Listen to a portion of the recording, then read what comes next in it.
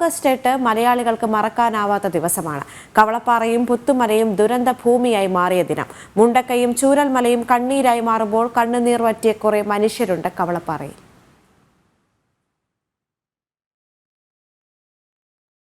സമയം രാത്രി 8 മണി.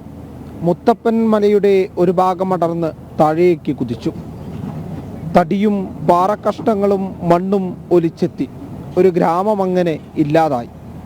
59 മരണം. 11 പേർ ഇപ്പോഴും മണ്ണിനടിയിലാണ്. ചൂരൽമലയിൽ ഇങ്ങനെ നിൽക്കുമ്പോഴും കവളപ്പാറ ഒരു തീരാവേദനയായി നമുക്ക് മുന്നിൽ ഇന്നും നിൽക്കുന്നുണ്ട്. ഇതെല്ലാം ഒരു ഓർമ്മപ്പെടുത്തലാണ്.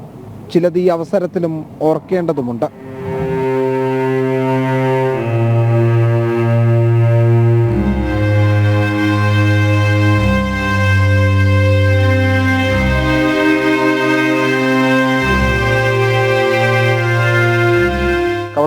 കവളപ്പാറയെ പറ്റി പറയുമ്പോൾ ഒരിക്കലും മറക്കാനാവാത്ത കുറേയധികം അനുഭവങ്ങൾ, ഓർമ്മകൾ എന്നതിനപ്പുറം അനുഭവങ്ങൾ എന്ന് പറയുന്നത് വളരെ ദുർഘടമായ അവസ്ഥയിലായിരുന്നു കവളപ്പാറ എന്നുണ്ടായിരുന്നത്.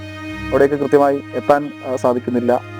വഴി മുഴുവൻ ചെളിയടിഞ്ഞിരിക്കുന്നു. അവിടെ ഒത്തുകൽ ആ ഭാഗത്തേക്ക് എത്താൻ വളരെ ബുദ്ധിമുട്ടാർന്നൊരു പ്രദേശമായിരുന്നു. അവിടെ എത്തി കാണുന്നത് മുത്തപ്പൻകുന്ന് അപ്പാടെ ഇങ്ങനെ ഇടിഞ്ഞു വന്ന് ഒരു പ്രദേശത്ത് ഒരു 50-60 വീടുകൾ പൂർണ്ണമായും ഒരു പാടത്തിന്റെ കരയ്ക്ക് മുത്തപ്പൻകുന്നിന്റെ അടിവാരത്തിലാണ് ഈ 50ഓളം വീടുകൾ ഉണ്ടായിരുന്നത്. ആ വീടുകൾ പൂർണ്ണമായും എവിടെയാണ് വീടുകൾ തിരിച്ചറിയാൻ പറ്റാത്ത രീതിയിലേക്ക് മാറിയിരിക്കുന്നു. എല്ലായിടത്തും ചെളി അടിഞ്ഞ് ഈ ചെളിയുടെ മണം ഇങ്ങനെ വമിക്കുന്ന ഒരു ഏരിയ. രക്ഷാപ്രവർത്തകർ, സൈന്യമൊക്കെ ഇങ്ങനെ ഊർജിതമായി അവർ ഇങ്ങനെ തിരക്കിക്കൊണ്ടിരിക്കുന്നു. അപ്പോൾ എല്ലാവരും അവിടെ കണ്ട എല്ലാവരും എല്ലാം നഷ്ടപ്പെട്ട ആളുകളായിരുന്നു.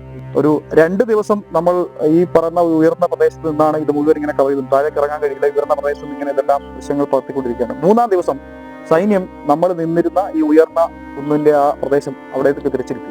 അപ്പൊ അവിടെ അവരിങ്ങനെ JCB ഉപയോഗിച്ച് മണ്ണ് മാറ്റുമ്പോൾ ഒരു കോൺക്രീറ്റ് മേൽക്കൂര അപ്പാടെ ഇങ്ങനെ മണ്ണിനടിയിൽ ഇരുത്തിയിരിക്കുകയാണ്. ആ മേൽക്കൂര അവർ ഉയർത്തുന്ന ആ ദൃശ്യം അത് ഏറെ ഹൃദയത്തെ പിടിച്ചു കുലുക്കുന്നതിന്. കാരണം നിലമ്പൂരിലെ MLA PB അൻവർ ആ സമയത്ത് കവളപ്പാറയിലേക്ക് പോകുന്നൊരു വാർത്ത കിട്ടി. അവിടെ എന്തോ ചെറിയ ദുരന്തം ഉണ്ടായി എന്നതായിരുന്നു ആദ്യം ലഭിച്ച ഒരു റിപ്പോർട്ട്. പിന്നീടാണ് അതിൻ്റെ ആഴം വ്യക്തമായത്. അവിടെ പോകുമ്പോൾ ഉണ്ടായ നമുക്ക് എന്താ പറയുക, അത് റിപ്പോർട്ട് ചെയ്യാൻ തന്നെ വളരെ ബുദ്ധിമുട്ടായിരുന്നു. ഓരോ മണിക്കൂറുകൾ കഴിയുമ്പോഴും മണ്ണിനടിയിൽ നിന്നും ഓരോ ആളുകളുടെ മൃതദേഹം ലഭിച്ചുകൊണ്ടിരുന്നു. 58 പേരായിരുന്നു ആ ഒരു ദുരന്തത്തിൽ മരിച്ചത്. അങ്ങനെ ഒടുവിൽ 48 പേരുടെ മൃതദേഹം ലഭിച്ചു. ആ സമയത്ത് റിപ്പോർട്ട് ചെയ്യുമ്പോൾ നമുക്ക് വളരെ വലിയ വേദനയായിരുന്നു ഉണ്ടായിരുന്നത്.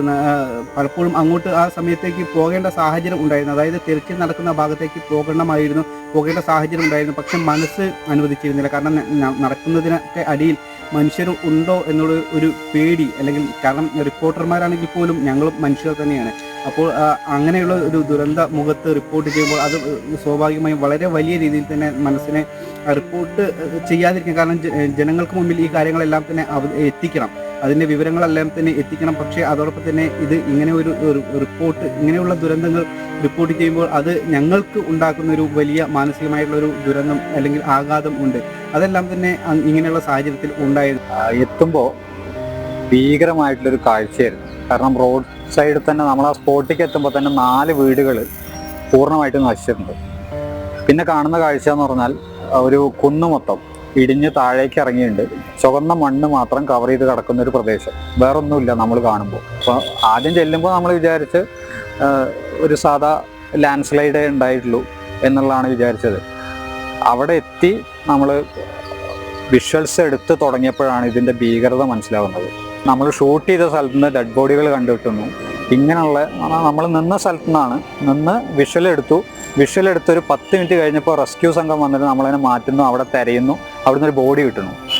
ഇങ്ങനെയുള്ള വേദനിപ്പിക്കുന്ന കുറേ ഓർമ്മകൾ സമ്മാനിച്ചൊരു ദുരന്തമായിരുന്നു കവളപ്പാറ ദുരന്തം.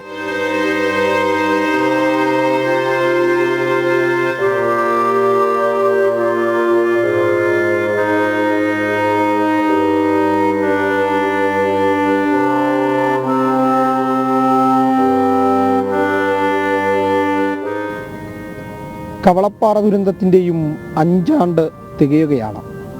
ഓരോ ദുരന്തവും ഓരോ പാഠങ്ങളാണ്, ചില ഓർമ്മപ്പെടുത്തലുകളും. വിവിധ ബ്യൂറോകൾക്കൊപ്പം വിസോണൽ കൃഷ്ണാജനം, വയനാട്.